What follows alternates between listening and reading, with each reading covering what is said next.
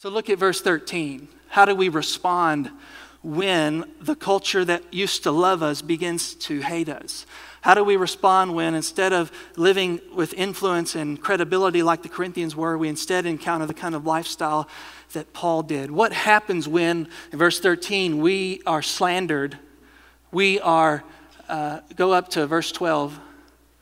What happens when we are reviled? What happens when we are persecuted? What happens when we are slandered? How do you respond?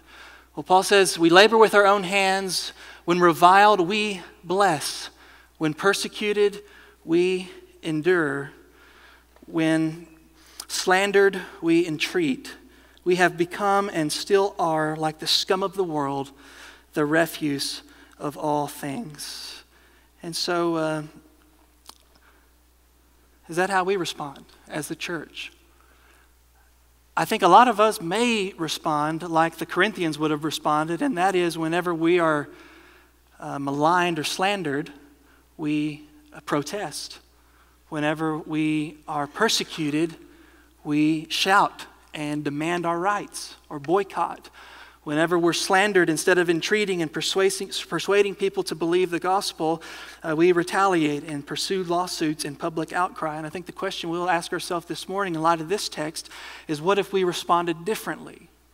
Now, I know we live in America, so America, being a Christian in America is different than being Paul in Rome. Being American offers you certain liberties and certain advantages. You get to be part of the political process, which is why I believe that at Broadview Baptist Church there are left-wing liberals, there are right-wing conservatives, and then there are the level-headed libertarians. So you probably know where I stand on the issue. But you have all across the board, right? And the left-wing liberals have a vision for America. They see the problems, and they are motivated by their Christian faith to fix the problems with America. But their solutions differ radically from the right-wing conservatives who see the problems with America, and their faith tells them this is how we fix the problems. And I know that there's people all across the spectrum, and so how you think America should be fixed is going to be radically different. And you have passionate spiritual convictions from your Christian faith informing how you engage in the political process. And it's all going to be different. But this text isn't addressing your politics. This text is addressing how do you respond when people disagree with your Christian convictions. Whether it's from a liberal side or a conservative side, instead of responding with hate or instead of responding with being a judgmental person, what if we begin to ask the question, what does love require of me?